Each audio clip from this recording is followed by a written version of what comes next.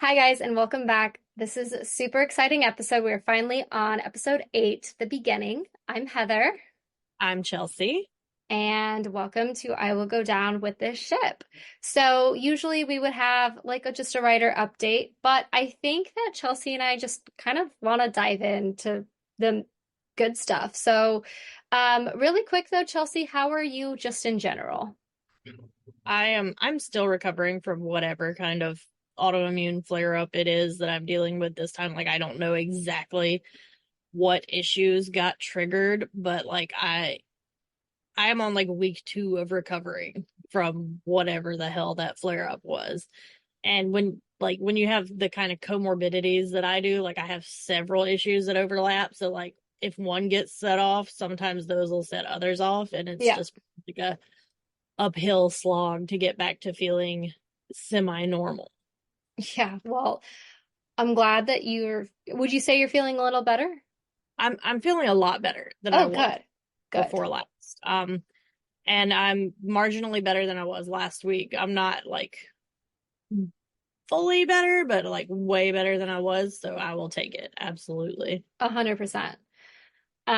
Okay. For me, there was like a third teaser trailer for Beetlejuice, which I watched like 15 times. And it's like he's singing this 80s like power ballad to like Lydia. Just is like in love with him so much. He's like pining for her.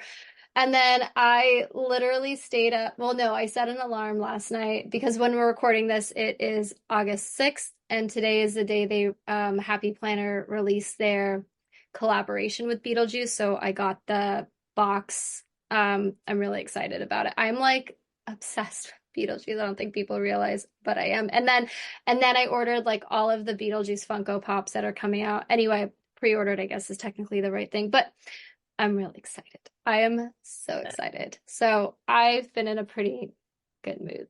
And after watching this again, I'm in even better mood because who doesn't love Fallout? I mean, really. Like it was such a stellar first season of a show. I Like, know. I feel like our next episode needs to just be like theories. Like not yeah, just ship theories, but like, okay, like legit, like if we were the writers, what would we be focusing on and stuff. So I think that that's what we should do. And then we'll do our character breakdown episodes, which I'm really excited to do as well. me Um, too. but anyway, okay, Chelsea, why don't you start us off? We are doing episode 8, the beginning, which is such a perfect title. I love it so much. Right? Like the episode titles are all so good. Like Yeah. I just like this is peak goodness. And Can I'm we do a shout out really quick? Because with Goggins being nominated for an Emmy, do you happen to know what episode he submitted to get that nomination for, Chelsea? Tell me, tell everyone. the ghouls, The like the Ghouls, quintessential ghoulsy episode.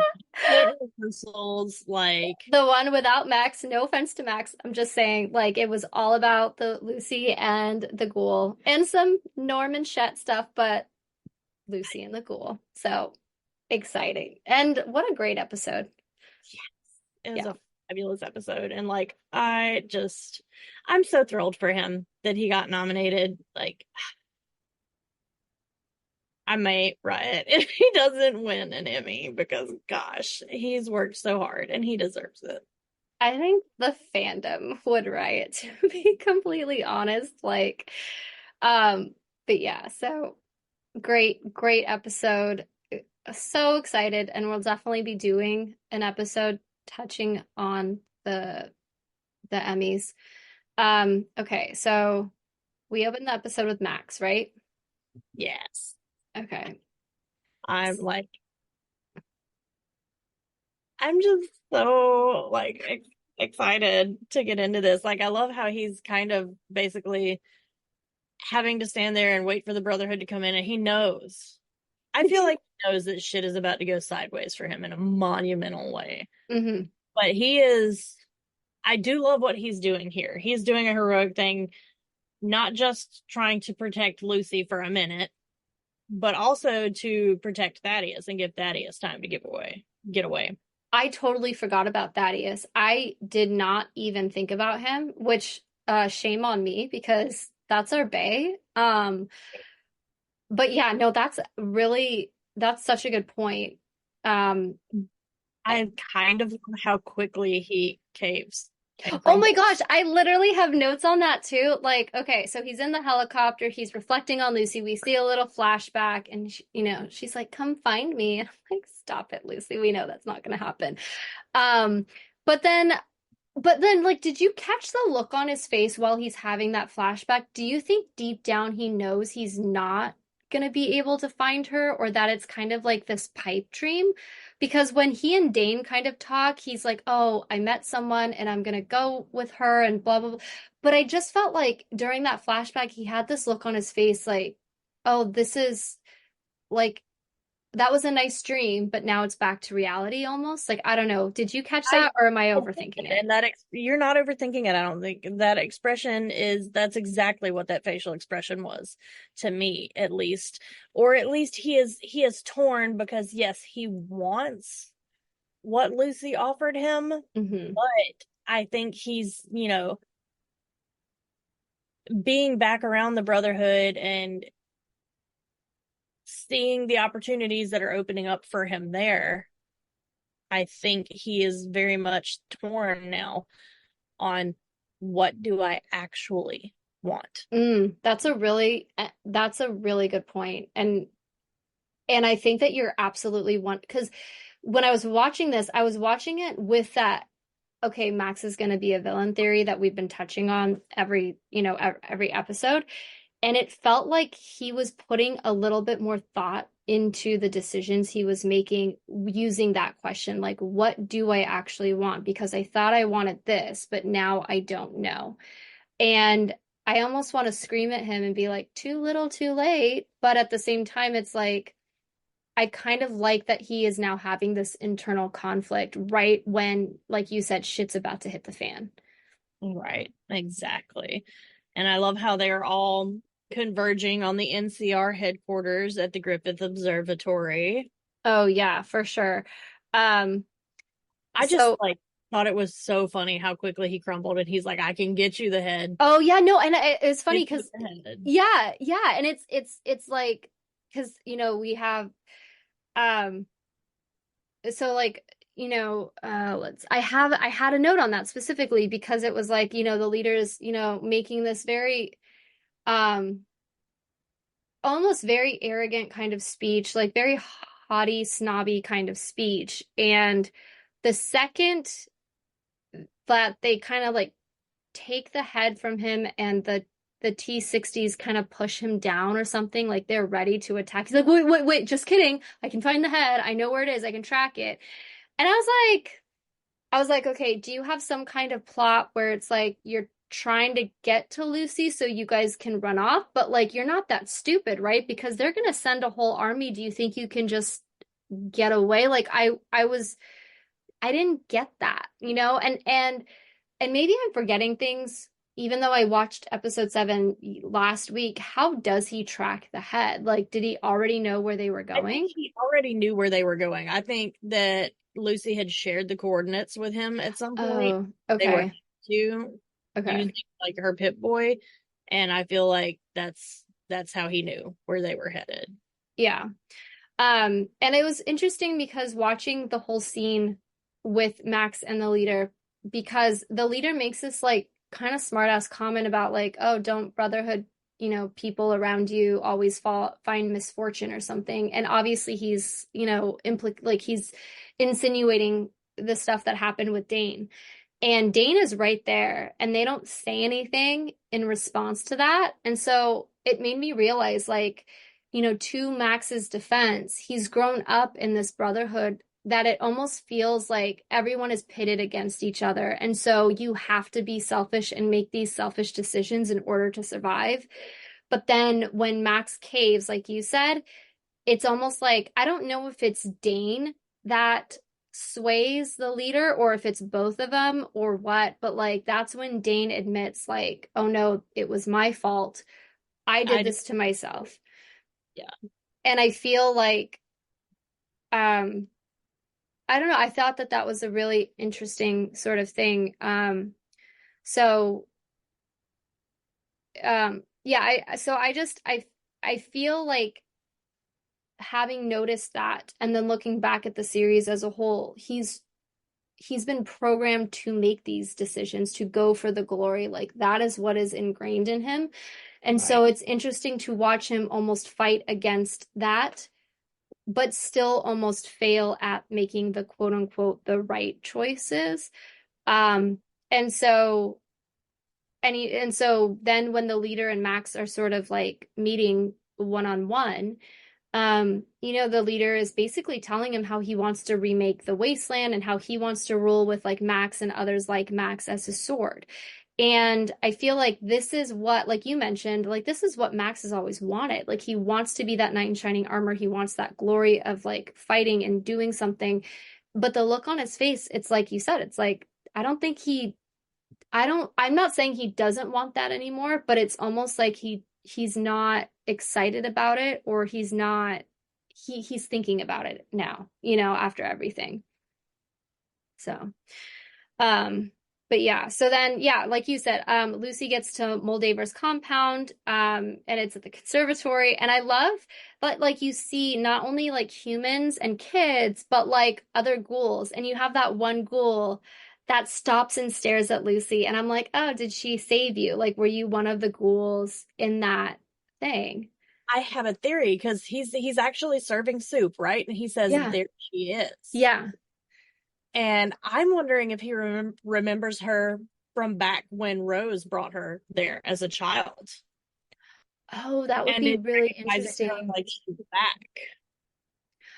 That's really interesting. Yeah, because the ghouls have been around for a long time. So yeah, I love that theory too. Um, and so then obviously we have a very interesting Cooper Howard flashback. Question, do you think Cooper messes with the oil change on purpose? Yes, absolutely. Okay, so tell me why you think he would do that. I think he is just like he's dying to know, like he really wants to confirm that Moldaver is wrong about Hmm. Barb. Yes. He's And not spying because he mistrusts Barb. It's to prove what his heart is telling him, basically. Like, yeah. exactly, like he is trying to have faith in his wife. He's trying to prove Moldaver wrong.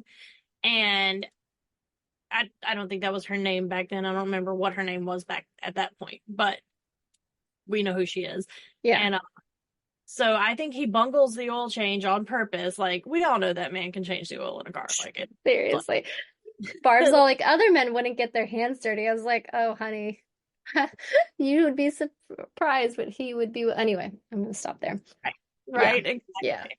Yeah. But like I feel like he bungles that on purpose because he knows that the range on that listening device only goes so far. Hmm. And I think he was hoping he'd be able to sit in the car outside and be able Yes. to listen.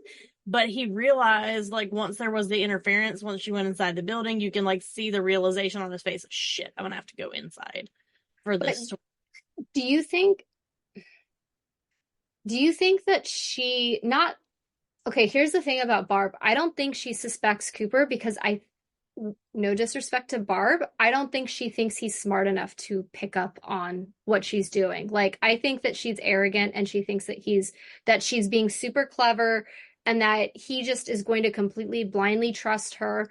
And so I think that with the whole Pip-Boy malfunction stuff, I don't think that she um I don't think she suspects Cooper at all. at all, but not because she loves him and thinks he's a good man. I think it's more of that she thinks I that think she she's so much smarter than him. exactly, exactly. Um, and so I love that like Bud Askins comes in this like super tiny, like but highly technologically advanced car, and I'm like, oh, that's foreshadowing what he turned into. I love it. I love it. Oh But my gosh. But yeah, I feel like there's so much going on, even in this little like flashback. Like I like that Barb wants to fix her own Pip-Boy. Like she's not willing to let anyone touch it. And so I'm like, is it because you don't trust anyone? Is it because you're hiding shit? Like, why won't you even take it to get fixed by someone else if you're so high above all of that stuff? Um, and then okay, I love the little conversation that Bud has with Cooper about like, oh, it's my little like super manager program. It's Buds. It's like having kids. And I'm like, oh, honey. I love when people compare like having kids to like anything. I felt like the look on Cooper's face is like, really? Like, come on now. because it's a whole different situation. Like I'm Yeah. sorry. Yeah. But then what was really, really interesting, is that Bud specifically tells Cooper, like, oh, I'm sure Barb told you all about it. And like on first watch, I like completely glossed over it because it's funny because again, it's like Bud Askins wants Cooper Howard's approval. And like even when, Cooper's listening in on their conversations, like, oh, do you think that we can do this with Cooper or whatever? But it's like actually Bud is thinking that a wife is going to tell her husband all of the stuff. And Barb is telling Cooper nothing. So I was just like, hmm. Right? If I'm Cooper Howard, I'm just like almost a little embarrassed because this isn't the first time, like, I feel like either Bud or like even Hank, when Hank calls, like, oh, didn't your wife say this? Or did Barb tell you this?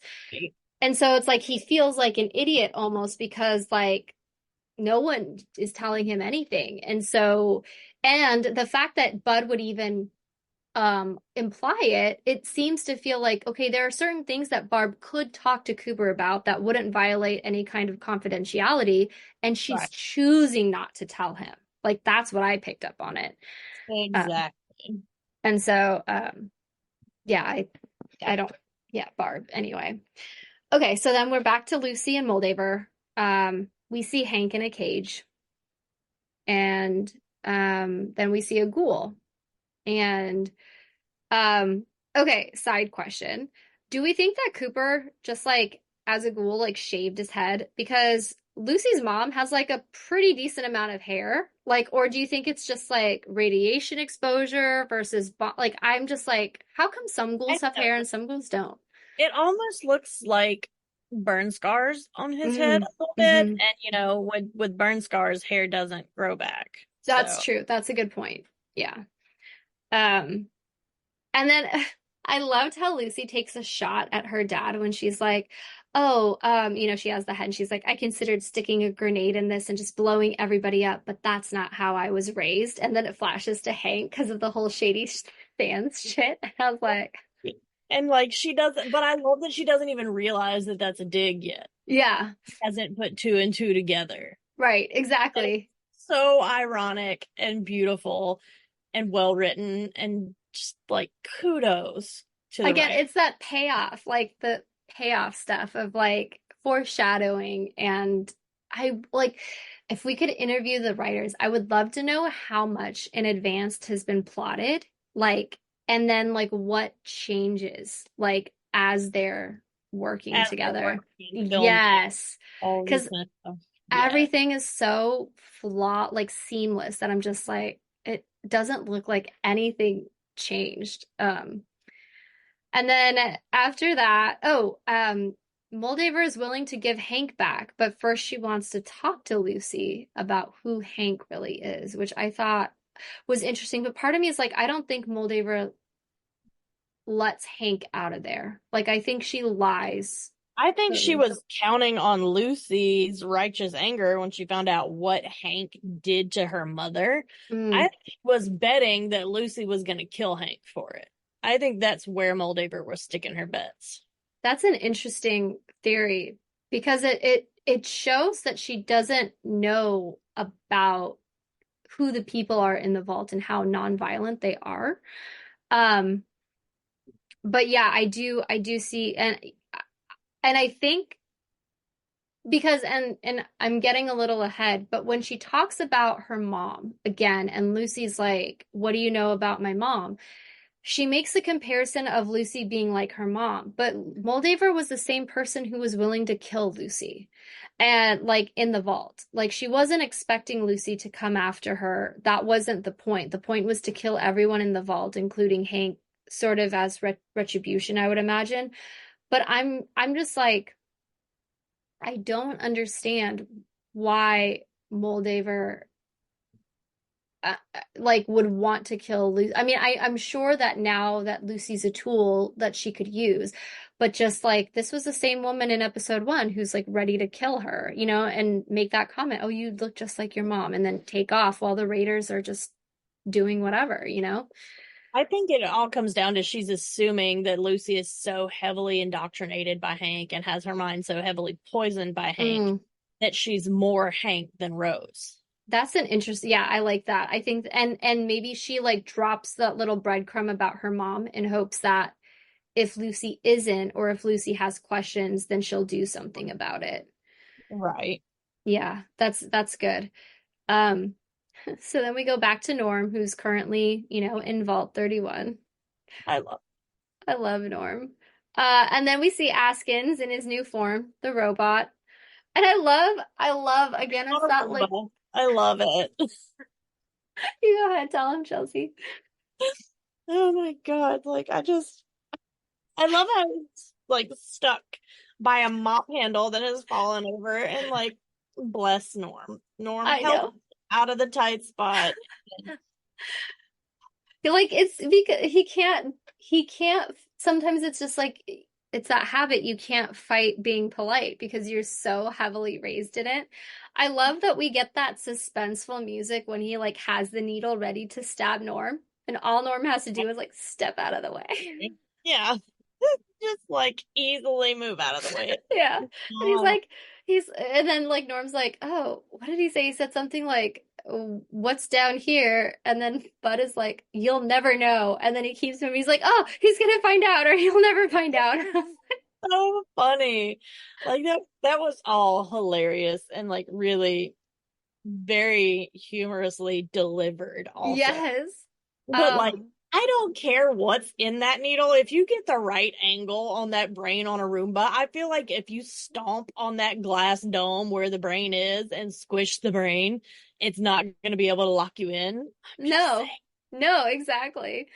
Um, But I think anyway. Mark was so stunned Oh and thrown yeah. because, like, I think he suspected that everything was a lie, but I don't think he suspected that it was as much of a lie as it has been. Well, because he finds out there's civilization living right now, right? Like that he finds that out in Vault 31 and Bud is like, "Oh, you can't know that. No, it's not true or something." Right? But it's interesting because every single character, so you have Cooper, you have Lucy, you have Max, and to a degree you have Norm, and it's like they all realize this truth of, you know, not maybe Cooper as the ghoul, but Cooper Howard as, you know, the husband and the actor. It's like they all realize that they've been lied to by someone um that they care about or that they trusted completely. Like even Max to a degree, like the leader is looking at Max and it's like you've always looked for a home, help me build one.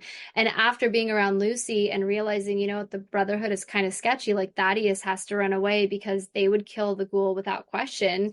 And it's just it was very nicely done how like all of these revelations are happening, you know, at the same time. Yes. Um, so then we jump back to a flashback and we see Cooper spying on Barb's meeting and he's like sitting there and we see a little like, "Oh, there's Betty right there." Right. Yeah.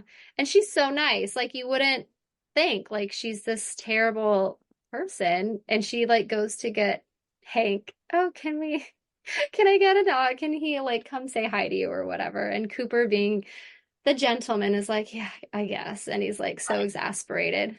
So I actually paused the TV and was looking at some of the names on the screen, going back to Mm. normal Oh in Volume yeah. 41 of like the people who have already been activated and like brought out of cryosleep.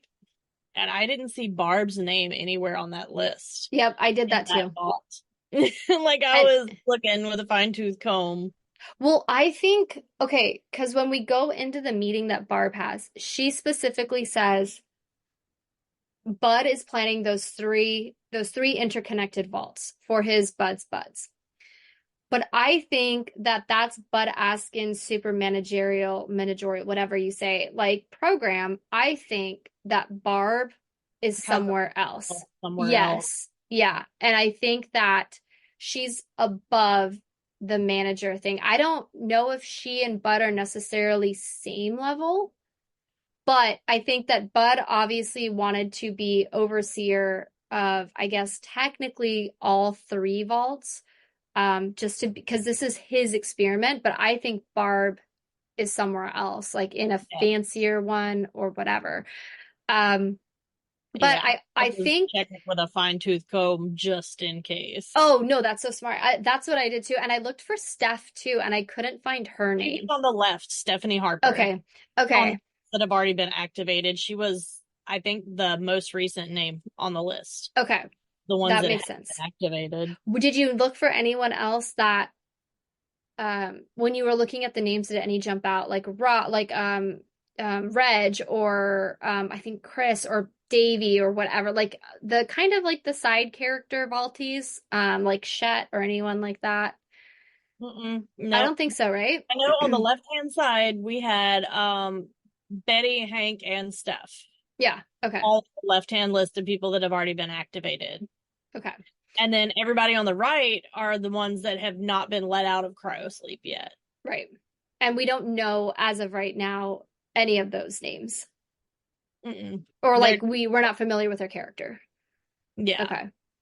Um, so we're in the meeting with Barb, and she, um, I feel like, you have that circle of men and women, and one is, I feel like there was kind of a hint about New Vegas because one of the guys says something like, you could lose money running a casino, kind of like insulting the guy. And I was like, oh, I didn't pick that up until that rewatch.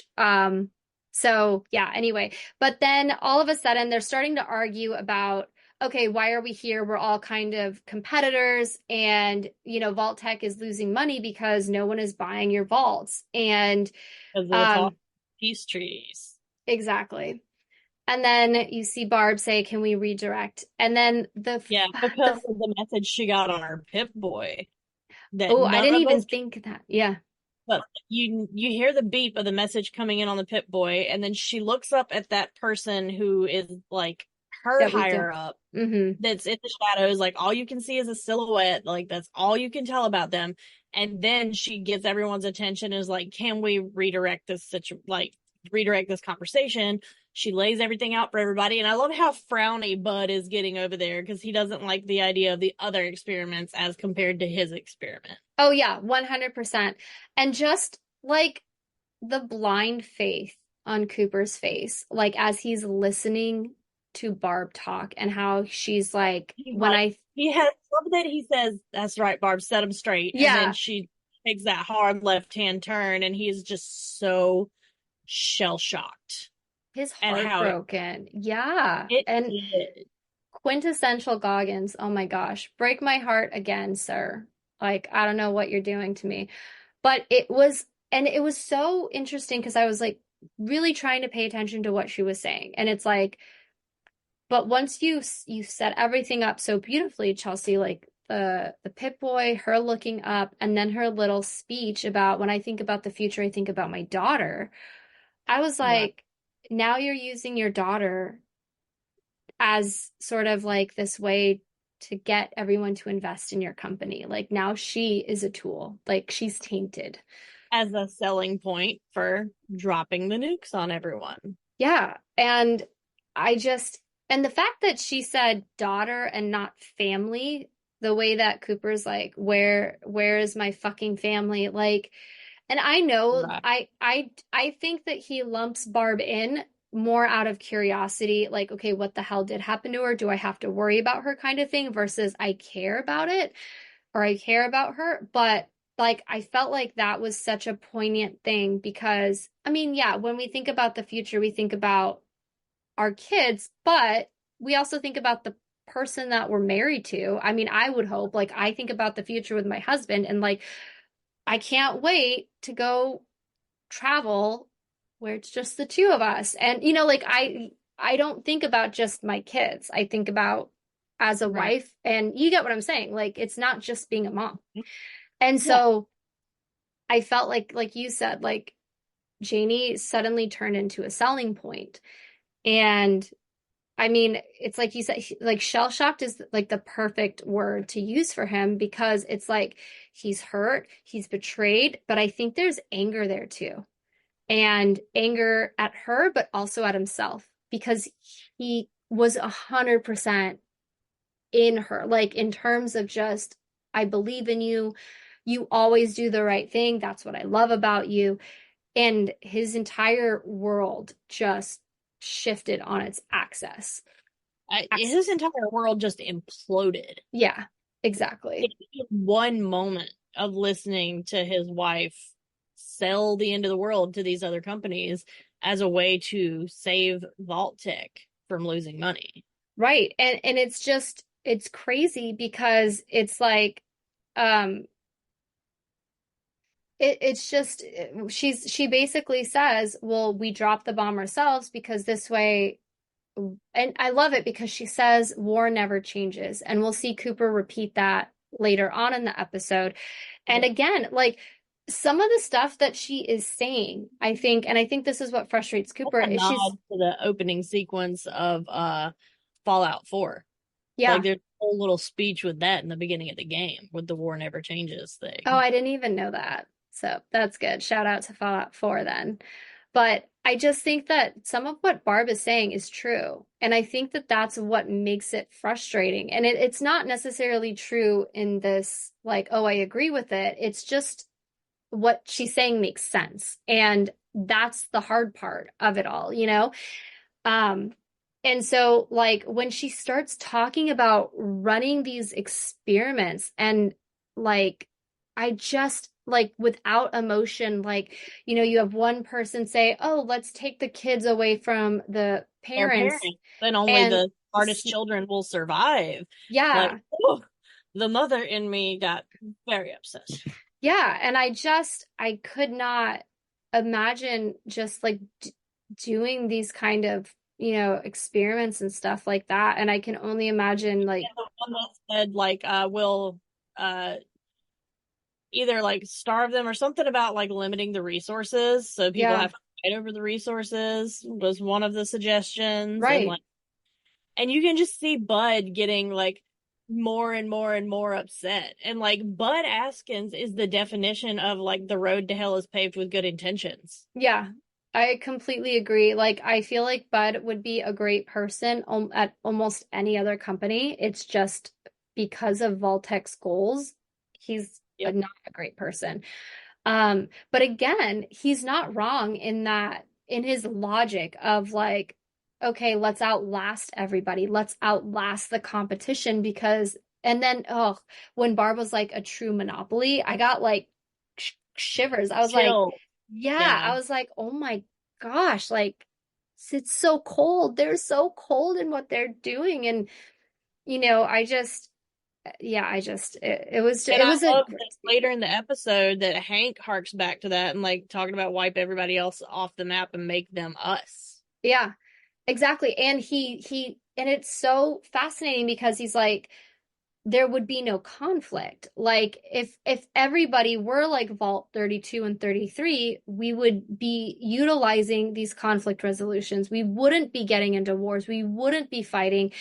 And it's just, it's, I, part of me is like, okay, that's very interesting. But part of me is like, you're so naive because being in a vault and very limited resources is very different than being on the surface where there's tons of Mhm. resources. And I'm just like, I don't know. I think that it's such an interesting concept and I loved how they executed it. and just like all of the moral philosophies and stuff.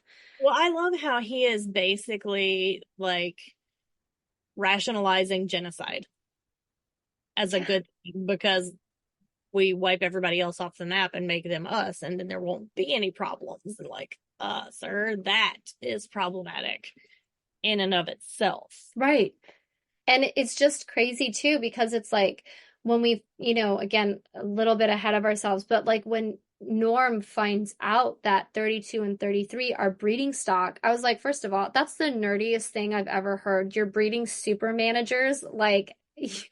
genetically chosen to be the best managers. I've heard of a lot of breeding stock stories, but never for managerial purposes. Like, I'm just like, okay, bud, like weirdo. But but yeah, I mean, and it's just crazy because it's like they want that type of person I to love, though, I love how Norm says we just exist for you to control. Mhm. And I love how Bud is like so offended by that insinuation, but it's true. Yeah, And like Bud tries to spin the breeding stock thing as a good thing, like we right. want positive people, people who make lemonade, like blah, blah, blah, blah, blah. Like you're still controlling them. Yeah, You, you can make excuses all you want, Bud, and you can have the best intentions in the world. That doesn't make what you're doing right. exactly. Exactly. And I just but the thing is, it's like because of how good the world building is and because of all of these setups, like this isn't like me um being like there was this one meme that I saw for Game of Thrones and how like the guy who plays Sam, who's like a hefty guy, and somebody actually went up to him and was like, I don't believe you. You don't like you're traveling all this, all over these places and you haven't lost any weight. And the guy looks at him and is just like, okay, we have flying dragons and we have a lady who gave birth to a cloud, and you can't believe that. And like to a degree, like, yeah, that makes sense. But then you also have that world building aspect of like, okay, would people really try to sell people on the end of the world? And I think that Fallout does such a good job of like, even if it sounds crazy to us, the way that it's set up in the show, I I don't I believe their logic. Like I believe that they believe it, even if I don't agree with it. You know what I mean? Absolutely. And so, Yes. like, to us, Bud Askin seems like this overzealous, like, super, like, this guy who's like super into like things, but it's like, no, but it makes sense within the context of the story. It absolutely does. And like, bless his heart. That's all I can. Yeah. Like, bless his heart. Like, he really was so well intentioned, but he got fast and loose with his moral compass and made a lot of excuses for a lot of things that were not Hmm. necessarily right in trying to achieve his idea of what was right, that it kind of taints the whole issue. No, I 100%. And I think exactly what you're saying of like, I think that Barb 100% believes in the company as a whole. I think that Bud is there because he wants his manager, his like little program to sort of take off. And he's willing to stick his head in the sand in order to get what he wants because in his head, he thinks he's doing the right thing. And I think that this is where that really good writing, every single person thinks that they are doing the right thing. Exactly. And well, like that's why Bud left West Tech and like ignored the issues with the T armor suit Hmm. and was, like it's well, his ostrich nature is well established because he's like, oh, I don't want to think about the problem. I don't want to focus on that. I have this new idea. I'm going to take that and like run with it. And we're just going to ignore the flaws in this armor. Yeah. And I loved that Cooper called him out and was like, hey, I fought with guys that died because of that flaw. And it's such a perfect setup we're going to see later on in this episode that Cooper completely takes full advantage of because guess what? They didn't fix the flaw. Exactly. But I love how like during this whole like huge life-shattering moment for Cooper, like Hank appears and he's like, "Ah, I hate to be that guy, but can I get an autograph?" Right. It's like literally shattered. And it's like Hank is not reading the room very well. Like, No, no, Hank is not picking up on like any kind of facial expressions or social cues or like anything. And he's just like so excited, like, oh my God, this actor I idolize is here. I'm just coming out of my skin. Like, oh, can I get an autograph? and I think based on Hank, that movie where like he kills, I think it's Joe or something like that, and he recites that. Jody something, the Feo Forte y Yeah, Formal. I think that that's his favorite movie, and I think that Cooper hates that Hate that one. movie. He Yeah, hates that that's one. his least favorite. And I think that for Cooper, that was the beginning of the end. Like he looks back on that, and instead of just like fighting back the way his gut was telling him to, he kind of went with it because he's trusting the director, he's trusting his wife, he's trusting all of these people. And so yeah, so That I really so beautifully with the title of this episode too. The yeah, beginning, exactly. It ties like back to that another beginning. nod. It's another setup and payoff. Like it's this show is so well constructed. Yeah. It just makes me incredibly happy, like with how well they've done with the writing. Yeah. And it like for me it gives me hope that like okay there are legit good writers out in Hollywood, but then it pisses me off because there are so many bad ones and I'm just like just watch Fallout and learn from Fallout. Like that is all you need to do if you want to do a good job. Um so anyway, so then we go back to Lucy and Moldaver and this is where that conversation about Lucy's mom comes up. And we can tell that Moldaver is talking about Rose with affection. And Yes, um, I think it's unspoken, but the implication is very much. Now, I don't know if Rose felt the same way, but Moldaver definitely had, I think, feelings for Rose. absolutely. Um, and I Why think else that would he have kept her around in that deep of a ghoul state? exactly. He wasn't head over heels in love with her. Um, and so, yeah, so I just think that and not only that, but to hold on to that anger of um so when do we remember when the bombs dropped on Shady Sands? Like how I long think ago? 2077. I'm not sure. Okay. Because Like, I'm what not 100% on that, but I think that's what pops to mind immediately because for I'm me. just like, how the hell is Moldaver not aging? Right. But the Shady Sands thing happened after Lucy and Norm were born and Right. children. Yeah. And So it Hank has came to to be take 20 them back and years. then bombed Shady Sands. Yeah, so I'm thinking it has to be 20 years. I'm also wondering how the hell Hank got that resource? Like, do they have it in the vaults?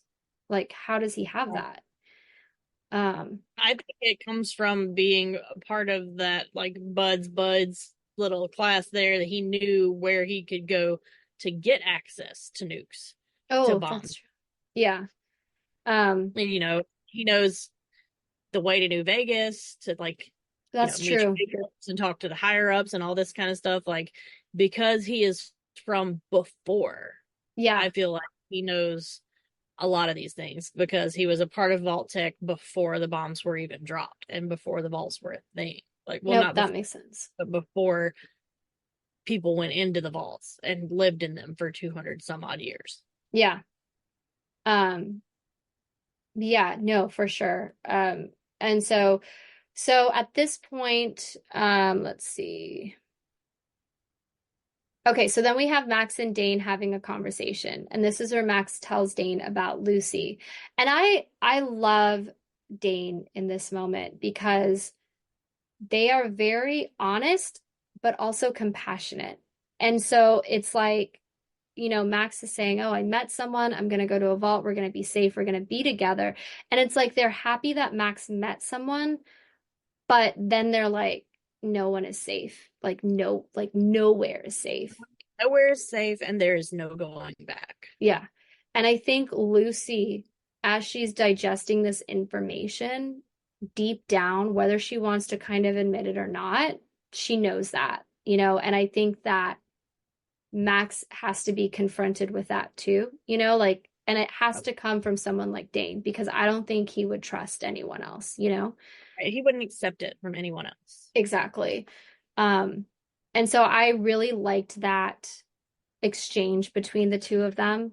Um, and that like the Brotherhood is willing to sacrifice these guys like without armor just to go to war, with Moldaver in order to get that the cold fusion. Right. Um, and And it is so terrifying that they do end up with that technology. yeah, it is terrifying. And then yeah, so everyone is like basically learning a lesson. Then we find out again, Lucy finds out about Shady Sands. And again, like Hank's one redeeming quality is that he loves, I mean, at this point, he loves his daughter. And to the point where he gives Moldaver the access code. And I feel like this humanizes him a little bit. But Yeah. Kyle MacLachlan is so good because when he gets out and he's like, okay, you're coming with me. And like sneakily putting on the armor while Max and Lucy kind of Just reunite. He just bitch slaps Max across and knocks Max. Poor Max. He gets like Max. everyone. He gets like that child gets the school of hard knocks more than anybody else. And I'm just like, sweetheart, I'm so sorry. um, but but yeah, I mean, and I think that Lucy picking up the gun and pointing it at her dad and just the cold but like arrogant way he's like, I'm your father, you're not gonna hurt me.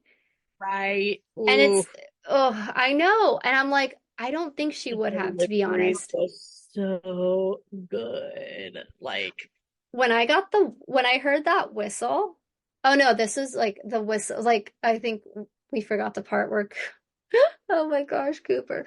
When we get the whistle from Cooper, and it's right. like all of these tea people, I was like, I got, I got really excited. I was like, I know exactly who that is. Yes. Like, He's such a badass. Oh my gosh, he I love is. him. It's so excellent. I just love it. I love that he whistles and he's just like leaned up against the stairs, absolutely chill. Like, he ain't worried about any of What does he say? He says something like, "You think that wearing that outfit makes you a bigger man," or something like that. But the it. smart ass comment, I was like, "Oh my And gosh." he's like literally dragging them right before he's about to take them all out. I love that he knows more about the armor than they do. And I'm just like, Right? did anyone read a manual here? Like Lucy did. I know she did, but did anybody else? Like, how hard is it to read these manuals? But yeah, oh my gosh, I loved that part. Just we see him being a badass, and it was really, really cool. Like again, and we believe it because we've already have the setup of Cooper just being an amazing shot. And yeah, and he knows the armor, so he knows how to take him out. I love that he's using the exploding rounds that are going to pierce the armor and then explode after they're inside the armor. Like, that's a oh, nice touch. that was a nice touch. You can tell he's a little bit angry. Um, but then so Lucy and Hank are having that moment, and then let me ask, do you think that she would have shot Hank? I don't think she would have. I I don't don't. think she would have either. I'm Yeah. like, like you said, it's not the way she was raised. That indoctrination is still there. Yeah. But I think that she's maybe going to outgrow some of that in Yeah. season. Um, Let me ask you a question. Okay, so Lucy is basically holding her father at gunpoint. Hank does not believe she's going to hurt him. And then Cooper again, another great little entrance, fires and he hits Hank. And so Yep. I love that it grazes Hank's cheek. And you know he did that on on purpose to get purpose. Hank's attention so he can ask his questions before he kills Hank. Yeah. But I don't think he had any intention of actually killing Hank here because he wants Hank to lead him to Yeah. Bart and Well, the other. that's why he says I'd rather follow a stuck It's easy pig. to follow a Yeah, stuck pig than ask it where it's off to. exactly. Um, but I think yes, Cooper's just so strategic. But okay, so having said that and seeing the buildup, let's say we're at whatever part of whatever season where either Hank or Cooper are going to kill, or not Hank, Lucy or Cooper are gonna, they're confronting Hank. Who do you think should be the one based on story that should be putting Hank down? Do you think it's Cooper? Or do you think it's Lucy? For me, it's Lucy. I agree. She's got to kill that part of her past, that part of her indoctrination. I think she's got to pay him back for what he did to her mother and Hmm. everyone in Shady Sands and to Moldaver even to a degree because Yeah, you know Moldaver loved Rose. yeah. Um, and I do think it's almost again that setup of Hank kills Raj and then as a mercy, and then we see Lucy do the same to her mother. So she learned that lesson. And so for Cooper to shoot Hank, raise him, I think that unless Hank is going to kill Lucy, the only Right. person I feel who's allowed to kill him is Lucy. Same thing with Barb, if it ever comes down to it, where but like Cooper is the only person I think who should be allowed to kill her, Yeah. unless again Lucy Unless is forced to, like if Cooper's unless incapacitated and so yeah, yeah, forced to save Cooper. exactly. So that I think in terms of like you mentioned the putting down the past, the accepting the present, like it can only be them. Like it can't just be Arya Stark killing, the Night King in Game of Thrones after the entire show set up that it was going to be Jon Snow. Right. And like you, if some rando, if like Thaddeus comes over here and kills Hank, like it would just be like, okay, yeah, it'd be a shock, but it wouldn't serve the story. And so even if it is quote unquote predictable, it's like they have earned that kill. You know what I mean? Um, Absolutely. and so let's just take a moment here to like talk about the back and forth between Lucy and Cooper because I think it is completely different than we've seen them before. What are Yeah. your thoughts? I like I love how gentle he's being with her in this scene, even though it might not necessarily look that way at first blush. Like he's trusting her with a lot. He's turning his back to her. Yeah. Yeah. Ugh. He's trusting her. He's facing, like his back to her. Like he's answering her questions. Hmm. Like, when she asks him, you let him get away. Like, and she's kind of upset about it. And he explains to her, this is why we're doing this. Like, He doesn't give her shit for not shooting her father. right? He doesn't like drag her for that. And I thought that was very like kind of him, honestly. I Like think he kind and knows. I think he sees like Hmm. everything that she's waking up to, and I think he sees that she's having so many realizations here, and so much stuff is hitting her. And I love that he gave her the opportunity to kill him. I mean it wouldn't have killed him, but I do like that too. Um Well, I that mean, if was it had been a headshot, it may have. That's true. Like he did turn his back. So if she chose to and she saw him kill Raj. So she if she had and Lucy's smart. So if she kind of like saved that information, she could be like this is how you kill a ghoul, you know what I mean? Hmm. Um But she applied that information to her mother in a mercy killing, yeah. which was a really beautiful kind of full circle moment because I loved how like judgmental and very on her high horse she was about him killing Raj. And Hmm. then he, like she comes back to this moment and she sees her mother like this. Her mother's too far gone. Her mother's never coming back from this point. And she knows now that it's a mercy. And I think she realizes that what Cooper did for Raj was a mercy killing also. And that was just a really beautiful moment to me. I Even though it agree. was a hard moment. And I love that Cooper was there to witness it. The Yeah. same way that Lucy was there to witness his mercy killing. It was like she got to witness a little bit of his humanity and he got to witness a little bit of her growing an edge or whatever. Yes. And like you said, I loved that he had his back to her and she picks up the gun and she cocks it and you All he does see is like you see him look back, but he doesn't move and he doesn't do no, anything to defend himself no.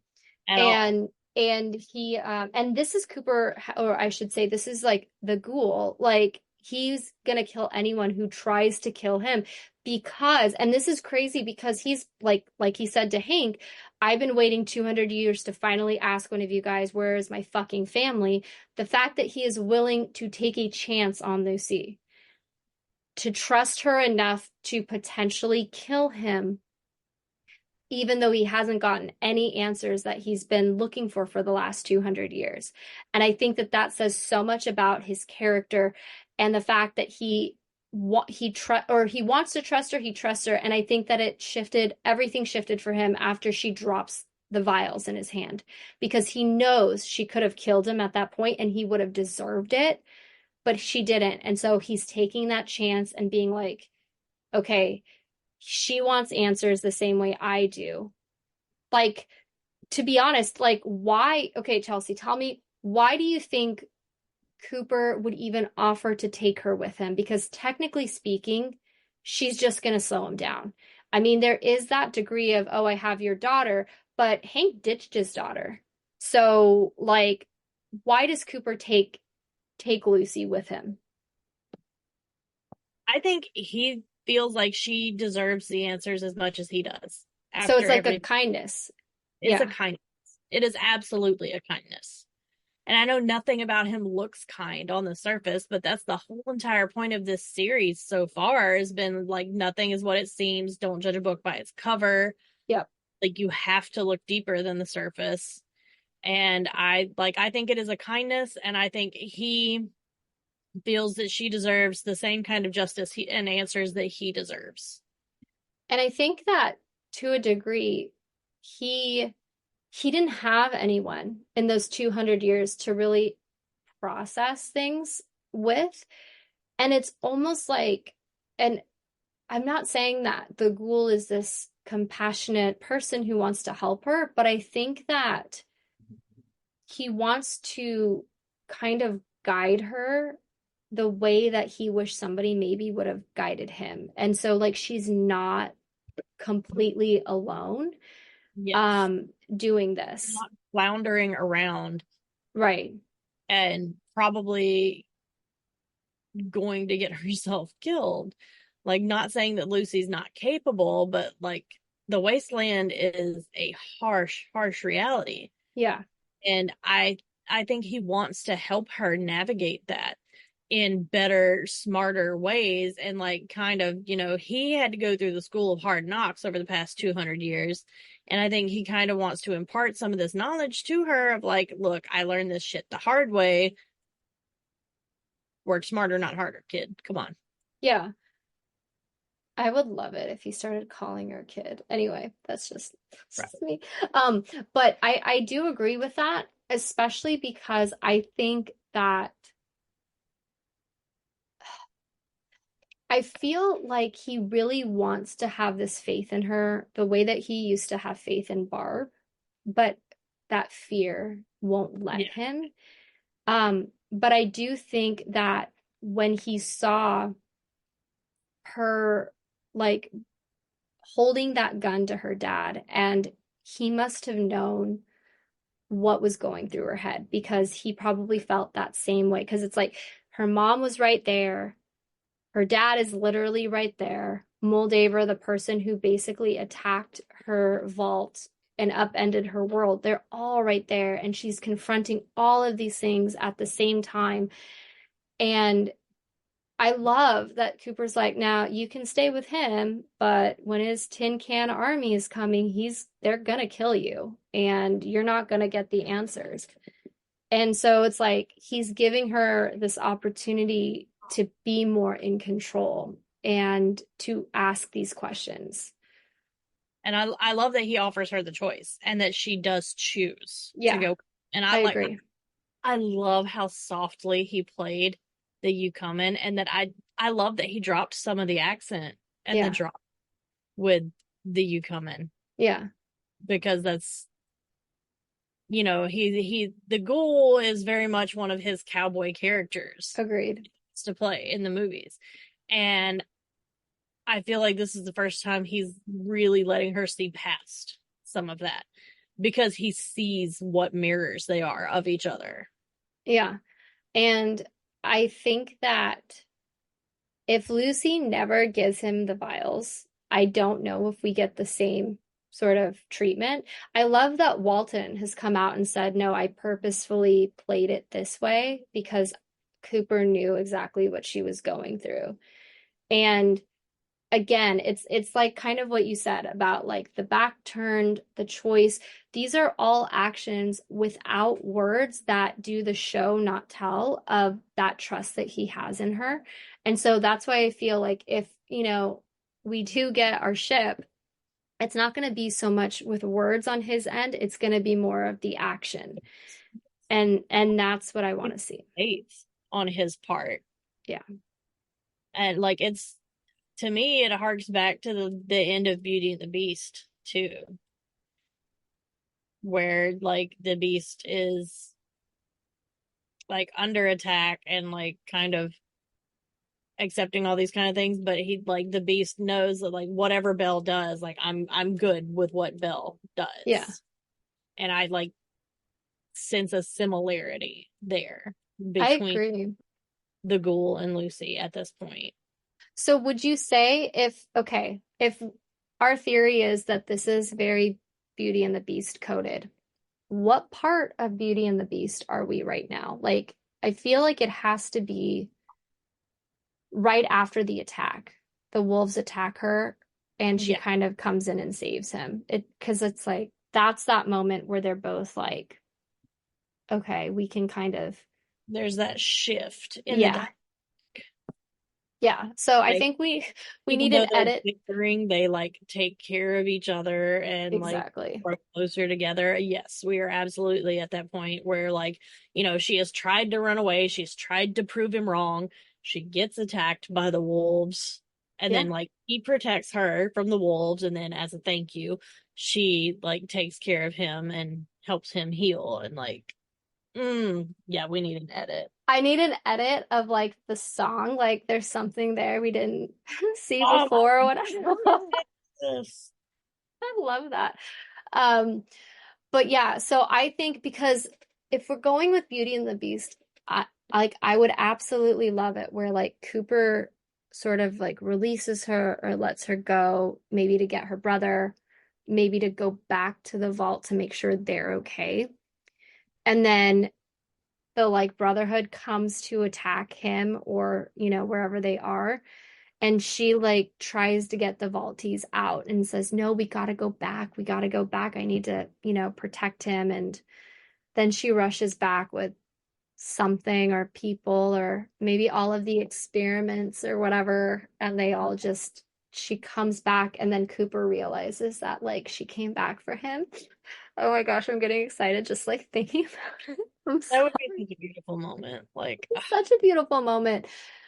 And it's like, oh my gosh. And then you have Gaston or Max, I should say, right? and the ghoul going at it. I would love that. Like the dark romance author in me just needs to see Cooper and Max like fighting and like Gaston being like or Max being like, she never loved you. Look at you. You're a beast. Blah blah blah blah blah. And Cooper knowing that it's real, so like he barely fights back. Anyway, I'm getting lost in this. I need this so much because I would Right? love it so much. But just like that moment where Lucy chooses Cooper, because I don't think anyone has chosen Cooper before. It makes me Yeah, sad. except Roosevelt. Oh yeah, for sure. But like an actual human and like uh anyway, and like what he It happened. sacrificed for his family, for Barb, like all of that. And it's like I need Lucy to do that for him. Like with Yeah. everything that I have, I need that so much. Um, and I would love like if maybe Lucy put herself in danger to get him information for Janie or something. Like I would love that Right? too. I would love that so hard. I need them to be a little unit together. I need them to Found be family. need it to be a thing, like found family. We already Mm, have Roosevelt. Okay. We already have the Roosevelt. We have our Cooper Howard. And now with Lucy, we have something. Oh, oh my gosh, this episode. But it's not over yet. We go back to Max.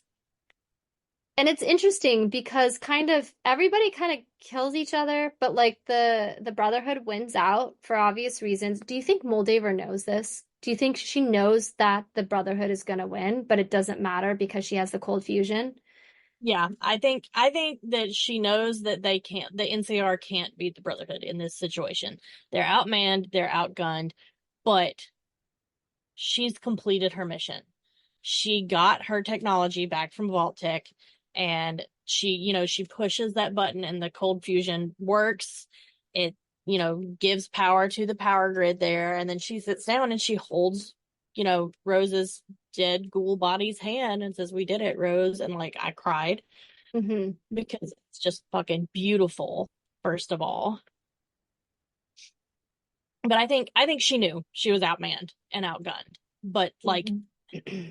she's been after getting her technology back for as long as Cooper's been after his family. Yeah, and that's interesting. Um, do you think that, okay, why do you think she talks to Max the way that she talks to Max? Is it because of him trying to find Lucy when he wakes up, or like what makes her kind of let her guard not guard down, but like talk to him in that way of like maybe you could change something or whatever. She's already gut shot. She knows she's dying, Yeah, and he's there. He's the only living person true. there. Yeah. And I think she's got to try to take this chance on him and be like, hey, you could do it differently. You don't have to choose to go down the villain path. I love that, especially if he does choose to go down the villain path. I would love that. That would be so good. Um, do you remember who shoots her? I don't It remember. doesn't show it. Okay, I wasn't Like it sure. doesn't explicitly show Okay. who shoots her. But when she returns, like you don't see that she's gut shot until after she's already holding Rose's hand and she's already said what she has to say to Max.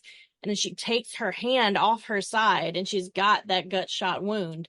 And then she slumps over and she's dead and at peace with Rose, Right. finally. Yeah.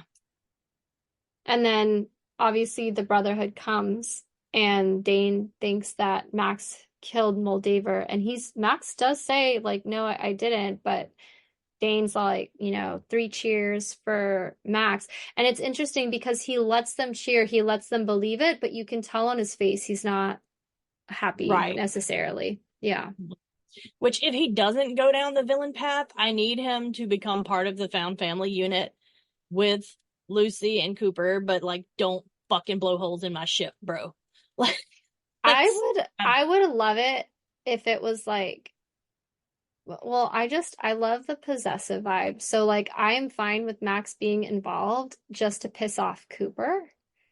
Um and I don't know, even maybe to a degree like Cooper is pushing Lucy to Max like this is who you should be with. He is a good person. Yeah, he deserves you and I don't. And but I really want Max to be a villain.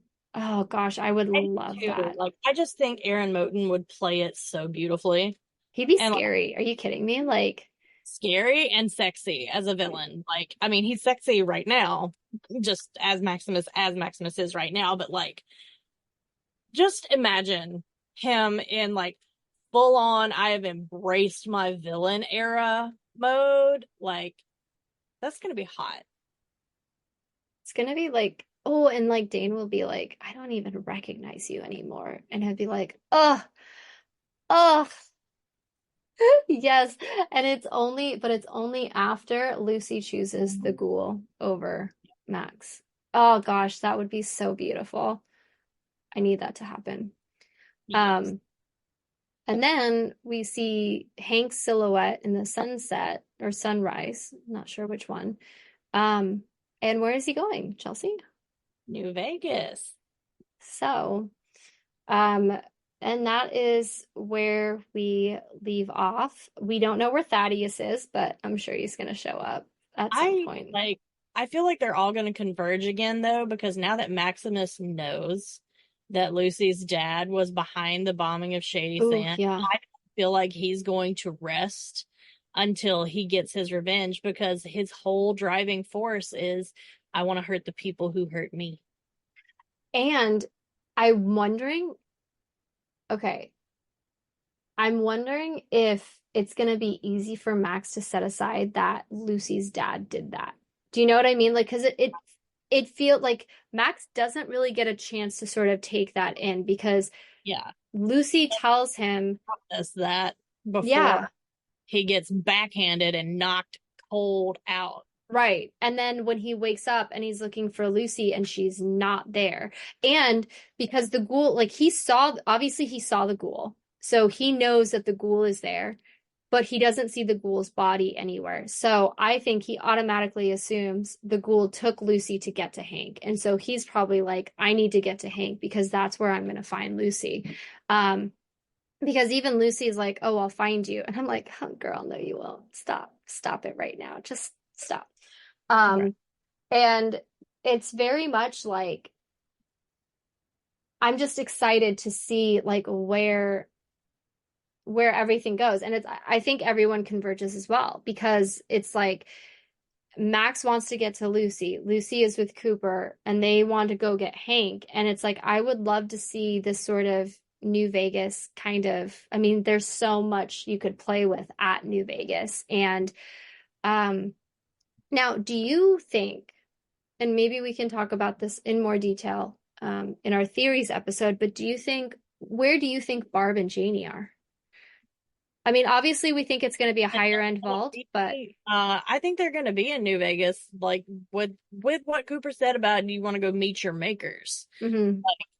I feel like to me that indicates the higher ups in Vault Tech, which means Barb. Well, Cooper did say something about how, like, gosh, what did he say specifically? It's something about war never changes, but there's always someone pulling the string, and that's who I want to talk to. Always someone behind the wheel, and that's Yeah, who I'm. behind the wheel. Yeah. Yeah, And that's where your daddy is going off to is to talk to them, and that's who I want to talk to. And so that's why he doesn't outright kill Hank. He wants to follow Hank. And if Hank's injured, depending on that injury, he's going to not be necessarily as fast. But you make a really good point because Hank knows exactly where he's going. Um, and I highly doubt Moldaver lets Hank keep his Pip Boy. So he must know just logistically off the top of his head where New Vegas is and how to get there. yeah. Or at least the Well, coordinates if the there's T60, probably some kind of Pit Boy or something with the T armor. yeah. Um, so I just think that, yeah, that'll be very, very interesting. And I think to a degree, I'm wondering if because we can't forget that Norm is now in Hank's pod. Odd. Yep. And he gets there because Bud has sort of locked him in.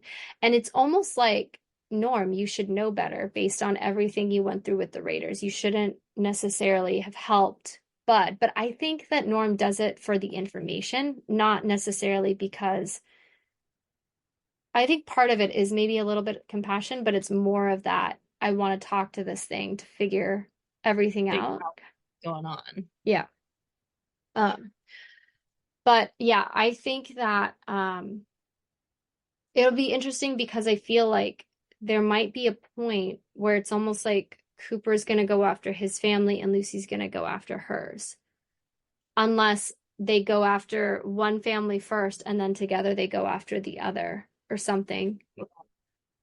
I don't I know. don't want to have to separate. And like I said, I could like that theory I have that seeing Cooper's love language is when Lucy realizes Norm is in danger. I need to go get my brother. Cooper's love language is going to be I will put my quest to find my family on hold to help you go get your brother. Yeah. That is a big way of saying I love you without ever saying a word out loud. Yeah. Especially if maybe they find out in New Vegas because maybe they have access to To Vault 10 information. information from Yeah. like one of the terminals, like the computer terminals. Yeah. So I think that that would be, I think that Hank is going to be the one to dangle that information in front of Lucy and try to twist her arm into going home with him. Like, let's go get your brother and fix this mess you've made. Blah, blah, blah, blah. I feel like he's going to be really, like, kind of condescending and try to gaslight the shit out of her. and I think that I think Lucy, Cooper's going to hate it. oh, but I think Lucy does it to keep Cooper alive. Right. I think she's like, I'll go with you, but you have to leave Cooper alive or you have to give Cooper information on where his family is. And so Yeah. maybe that's it, where it's like they go back to the vault and instead of Cooper going after his family, he goes after Lucy to save Lucy because Right. he knows that shit's gonna happen in that vault if Hank is bringing her back because Hank can't risk her spreading stuff around. So whether that's putting her in In a a cryopod or what? mhm, Because, yeah, you know, Steph's cryopod is available right now. Betty's is available. Like, there's several cryopods available in 31 that he could stick her in and put her, like, put that problem on ice, literally. literally. Um, but yeah, I think that that would be, I would love that. I would love that. And then it would be, yeah. So I guess we could talk more about that in our theories episode. But do you have anything else you want to touch on with episode 8? No, it was just so beautiful. Like, it was so beautifully done. I agree. And I love that it's the beginning because it really is, it's a new beginning for all of the characters involved. Yes, it is. It's a turning point, and I love it. Um, but yeah, I think, oh gosh, like I would love to pick these writers' minds and just like, okay, I need to know everything. Like, how did you do this? How did you do this? Because Walton, I've heard that they wrote the part for Walton, right? Right. And so I'm wondering if like, okay, they had these scripts and then they started shooting. And then I'm wondering like what changed based on Ella or based on the chemistry between Ella and Walton. Like, did anything change? Was this always how it was supposed to go? And they just really lucked out? Like, gosh, I want to know everything. Right. I Um, have questions. And like I would love, love, love to get answers. And I just, oh, I can't wait to keep digging into it because this show gave us so much. Like I know we only intended to do these 8 episodes, like breaking down each episode of the show, but literally we just can't stop. I Like we have can't. theories, like we have character arcs to break down, like We have like people to interview. Like everybody can't stop talking about it. I can't stop like I love this. Like this is supposed to be like all ships and it's like no, we're just going to focus on Fallout in all the different ways. So hope you're I here for it. yes, and like I mean, I'm sure we will eventually talk about other ships also, but like I'm obsessed. I'm obsessed with Fallout and with Lucy and the Ghoul and I'm obsessed and I cannot stop. They gave us so much to work I know. with the writing, with the character arcs, with all of these little details and Easter eggs that we keep picking up on every watch through. And I'm just like, it's all there. Well, and it doesn't help that the fandom is so like these fics that I'm reading, the art, the video edits, like this is all your guys' fault too. Like I could probably be like try to get to normal and then I'll read this really amazing fic and then I'm ruined again and I have to talk about it. And I'm just like who am I right now? Like or I'll be like sending Chelsea these like, or no, Chelsea more than likely will be sending me some fan art that I need to check out and make sure my kids aren't looking over my shoulder while I'm viewing this art. It's beautiful.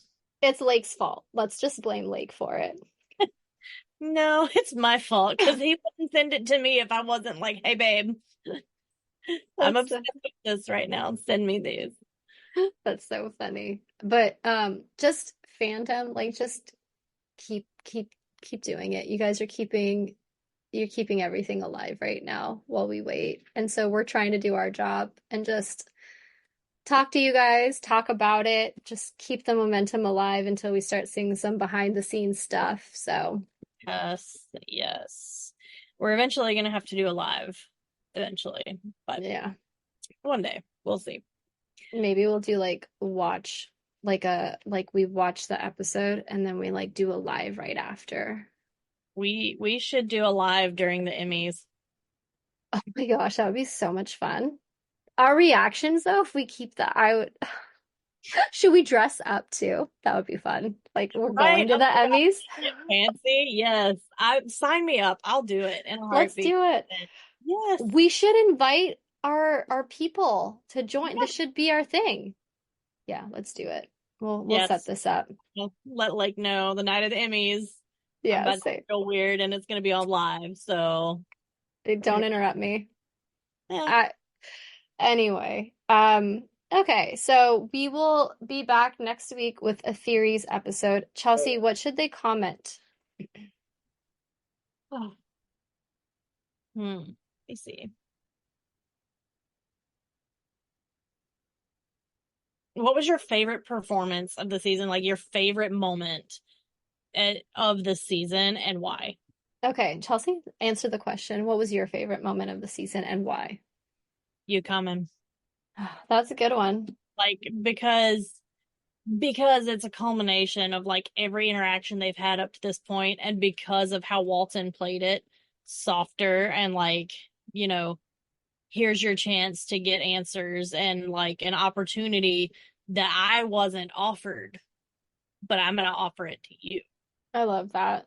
That's so beautiful. Mine is still there you are, you little killer. I love That that. was so good. That I love was that. good. That's my second favorite Yeah. moment. I Well, I was like the you coming as my yeah, second favorite. Yeah. Ugh. But what were your guys's? Leave that in the comments and we will be back next week to talk theories. Anything else you want to add, Chelsea? nope, I think I'm good. All I'm about to be right. on the road for a very, very long time. So, Well, take care, everyone. We'll see you next week. Bye. bye.